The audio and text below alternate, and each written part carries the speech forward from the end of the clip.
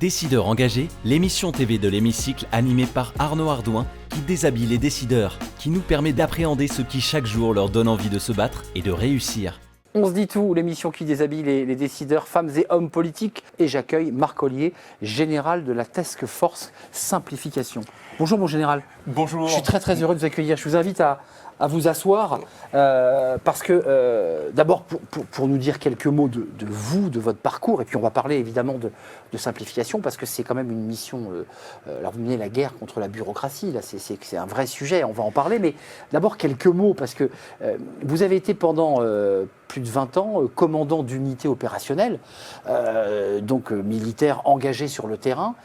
J'ai envie de vous dire d'abord quelles sont les missions que vous avez faites, et puis envie de vous dire aussi, ça ne vous manque pas finalement le terrain, parce que quand on est un militaire et qu'on s'engage, c'est pour aller s'entraîner à minima, puis ensuite s'engager.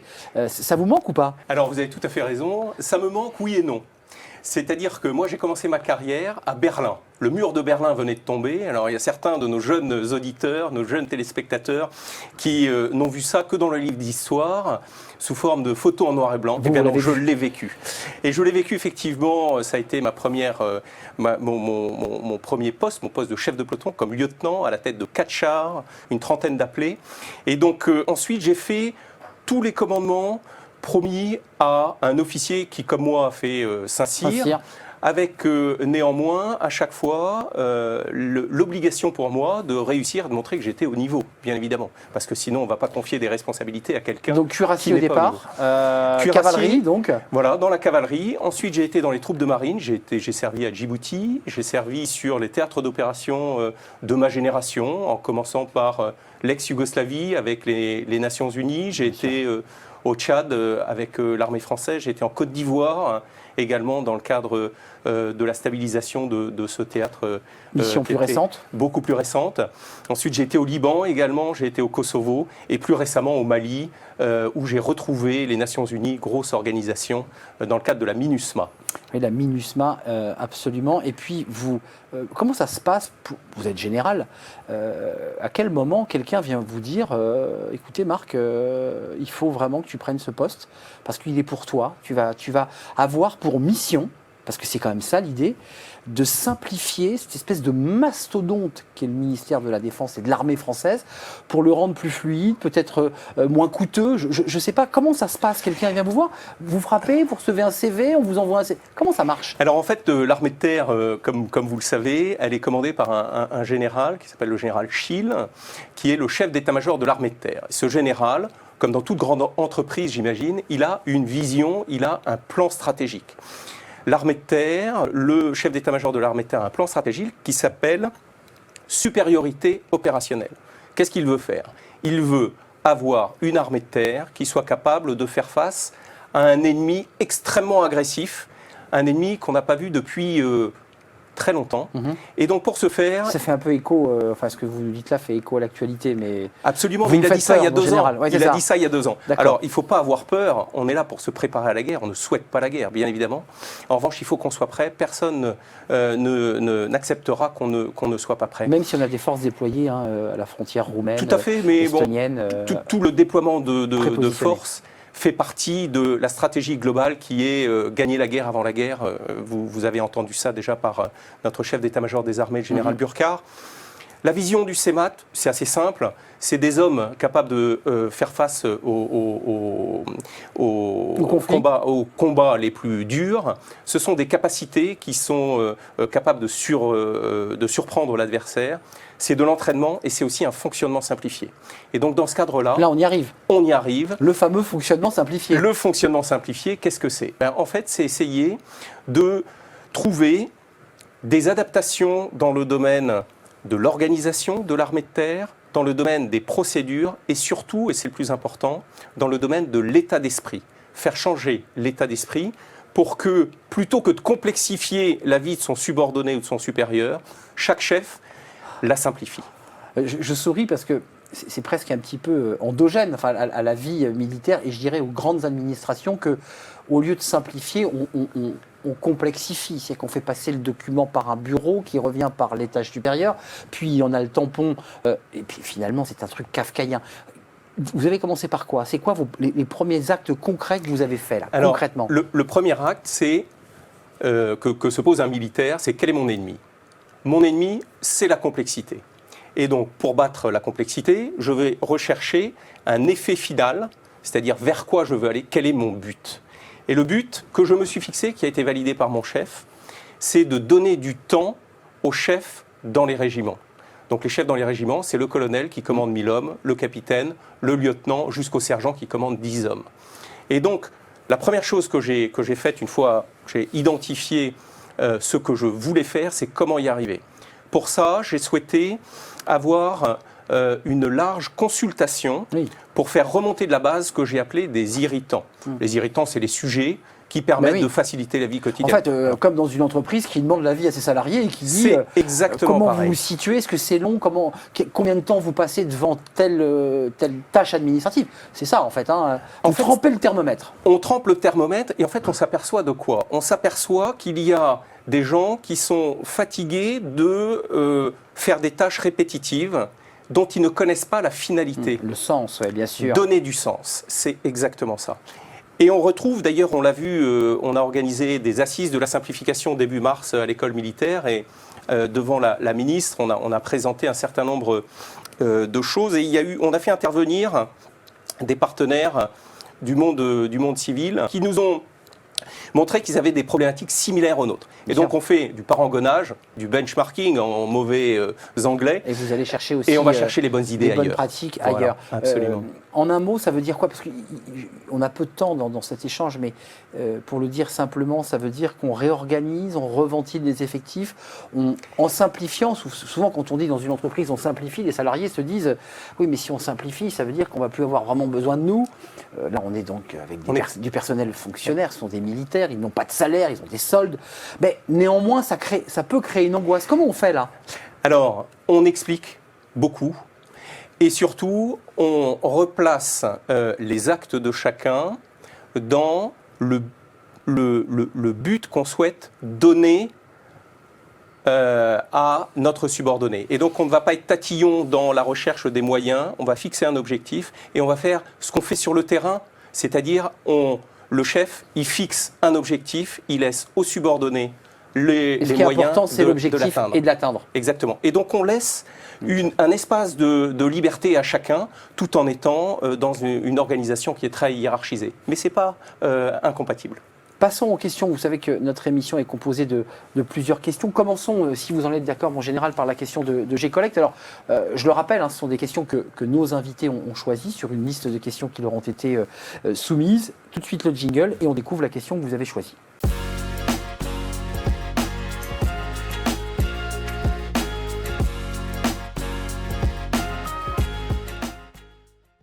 Votre question, mon général, les entreprises et institutions, celles en tout cas que vous avez choisies, ont un rôle majeur à jouer pour développer une économie plus inclusive, plus éthique, plus solidaire. Et on va revenir, je sais que vous allez me reparler de simplification. Vous vous retrouvez dans ces 3 mots à travers simplification parce que vous évoquiez tout à l'heure le sens. Et voilà, les collaborateurs ont besoin de retrouver du sens.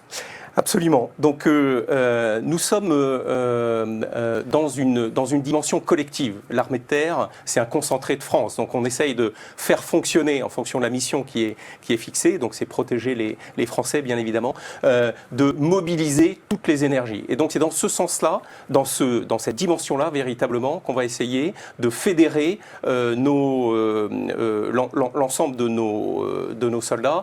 Et on a l'habitude d'employer le terme du caporal au général, on a un objectif qui est partagé et dans un effort véritablement collectif. Ça, c'est aussi votre mission, parce que j'ai bien compris qu'il y avait un aspect très pratico-pratique et administratif, mais il y a aussi changer les mentalités. C'est bien de ça dont il est question. Excusez-moi, ça marche comment? Il y a des formations, on retire du cerveau du militaire dans le bureau son aspect bureaucratique. Enfin, je souris un peu, mais comment on fait concrètement? Alors, comment on fait? On fait au travers de la politique des petits pas, c'est-à-dire par petites actions, on va réaliser des alors je vais employer un terme anglo-saxon, des quick wins, des avancées rapides et gagnantes. Je vais prendre 2 exemples. Premier exemple, une procédure administrative que tout le monde comprend bien. Pour nos soldats, il faut les orienter dans leur carrière. Bien sûr. On s'est rendu compte que l'orientation, on la commence dès la première année. Ça ne sert à rien. Mais on le fait parce que tous les soldats doivent être orientés annuellement. Donc là, on a décidé de... Oui, pourquoi la première année? Parce que la première année, on se forme, on découvre, on prend possession, je dirais, de son poste. Parce que l'esprit de l'orientation, c'est une orientation annuelle, donc on commence à l'an 0. Eh bien non, la mesure de simplification qui a l'air assez évidente, de commencer à l'année A+1, eh bien ça permet de résoudre 15 000 dossiers, parce qu'on recrute 15 000 soldats par an. Ça change quoi? Ça veut dire qu'il faut que vous passiez au service informatique et Alors, que vous changiez les logiciels? Parce que pour être concret, c'est ça que ça change. Alors, Eh oui, c'est de l'administratif là. Mais ce domaine administratif, en fait, il est géré par des textes. Les textes sont signés par des autorités. L'autorité qui a décrété ça, c'est le CEMAT, c'est notre première autorité. Donc il faut changer. Et tout le monde, voilà, on va changer ça, mais c'est fait très facilement. Il suffit de dire tous les gens qui ont moins d'1 an de service ne seront pas orientés. D'accord, mais ça repart et ça remonte quand même jusqu'au chef d'état-major de l'armée de terre. Oui, sur ce cas-là, ça a fait l'objet de... Là, c'est une signature. C'est une signature, ça peut aller très vite. Et on analyse néanmoins les avantages, les inconvénients et les risques de chaque solution. Deuxième exemple, et ça c'est peut-être plus symptomatique, et l'impact est beaucoup plus important, c'est la responsabilisation. Typiquement, on s'est rendu compte que pour contrôler les tests annuels d'une section de 30 soldats commandés par un lieutenant, ouais. Jusqu'à présent, c'était de la responsabilité du spécialiste du bureau des sports qui tenait le chronomètre. On a décidé que le lieutenant à qui on confiait la responsabilité des vies de ces 30 soldats en opération, il peut tenir le chronomètre. Ça paraît bizarre, mais il y a une dérive en fait au fil du temps en se disant... voilà, pour éviter l'équité, les risques, etc., on va décharger le chef de section de cette responsabilité. Donc ça déresponsabilise le lieutenant de l'autorité qu'il a sur ses hommes. Exactement. Donc on lui redonne cette responsabilité. C'est passionnant. Et ça va permettre de simplifier l'armée de terre. Donc effectivement, c'est du petit pas, ce sont des choses qui, de l'extérieur, peuvent sembler des détails, mais qui sont déterminantes, même dans la relation de son lieutenant et de ses hommes en cas de conflit et d'engagement militaire. Ça, c'est extrêmement concret. Passons, si vous le souhaitez, à la question du Collège de Paris. Tout de suite, le jingle et votre question.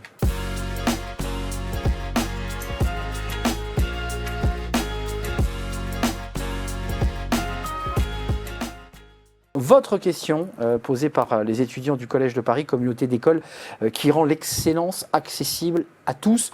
La question que vous avez choisie s'intéresse à sortir de ce système élitiste français.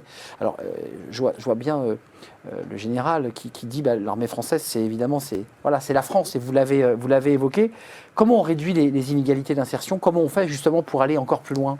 Alors pour moi, on peut s'inspirer de la devise de l'école des sous-officiers d'actifs de Saint-Mexan, dans laquelle j'ai commandé une compagnie il y a quelques années. S'élever par l'effort. Tout est dit. Très belle devise. Tout est dit. En fait, dans l'armée de terre, et c'est pour ça que j'ai choisi ce métier, nous sommes, je pense, ou en tout cas on essaye d'être un exemple de la méritocratie républicaine. Et donc... n'importe quel jeune, on en recrute 15 000 par an, a la possibilité d'avoir, alors je vais prendre une image un peu triviale et peut-être un peu surannée, mais je pense qu'elle est importante, il a son bâton de maréchal dans sa giberne. C'est-à-dire que s'il se donne les moyens de se dépasser, eh bien, il arrivera à monter l'escalier social. Donc rien n'est acquis et tout peut se conquérir. Donc c'est un projet qui est très motivant pour nos jeunes. C'est un beau message, rappelez-nous, au Saint-Mexan, cette devise, qu'on la garde bien en tête. S'élever par l'effort. On termine par les questions de l'hémicycle, alors qu'il ne sera pas une question politique, vous le comprendrez, puisque évidemment la Grande Muette ne prend pas position politiquement dans ce contexte particulier. Et je mets évidemment des gros guillemets à la Grande Muette, puisqu'elle est avec nous ici dans On se dit tout, donc c'est important. L'hémicycle tout de suite et jingle.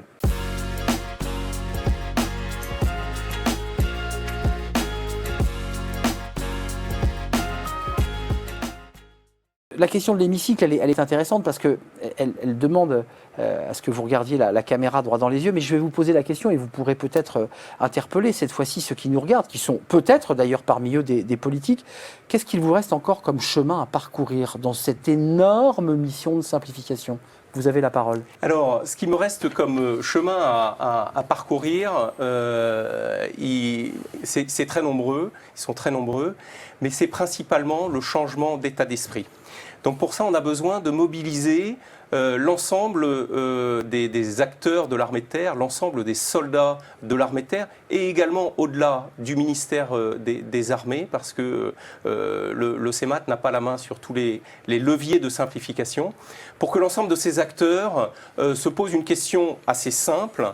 Qu'est-ce que j'ai fait aujourd'hui pour simplifier la vie de mon subordonné ? Et il peut même rajouter, qu'est-ce que j'ai fait aujourd'hui pour simplifier la vie de mon supérieur ? Et je pense qu'avec tout ça, eh bien, on ira vers une organisation qui sera plus simple, donc plus efficace. Et du coup, on pourra faire face à toutes les situations, même les plus dangereuses pour notre pays. Merci Marc Ollier de nous avoir éclairé, général de la Task Force Simplification, avec une très belle mission. Vous êtes donné combien de temps ? C'est quoi la durée de votre mission ? Alors on s'est donné 2 ans initialement, et en fait, voilà, comme vous le soulignez, c'est une tâche qui va demander à avoir une saison 3, voire peut-être, on réfléchit déjà peut-être la saison 4. Mais rester permanent, ça veut dire que intrinsèquement, l'armée de terre n'a pas réussi à aller vers plus de simplification. Donc ça sera, voilà, plus court on est, plus efficace on a été. Bien sûr, mais ça veut dire aussi qu'il y avait un travail important à faire et qu'il fallait le faire. Absolument. Merci, c'est un vrai plaisir de vous accueillir sur ce plateau dans notre émission On se dit tout. C'est terminé. Merci à vous, merci de nous suivre, de nous regarder, de réagir sur les réseaux. Puis je vous dis à très très bientôt pour de nouvelles aventures, évidemment. Merci mon général. Merci beaucoup. À bientôt. Bye bye. À bientôt. Au revoir. Décideurs engagés, l'émission TV de l'Hémicycle animée par Arnaud Ardouin qui déshabille les décideurs, qui nous permet de mieux les connaître dans l'intimité et d'appréhender ce qui chaque jour leur donne envie de se battre et de réussir.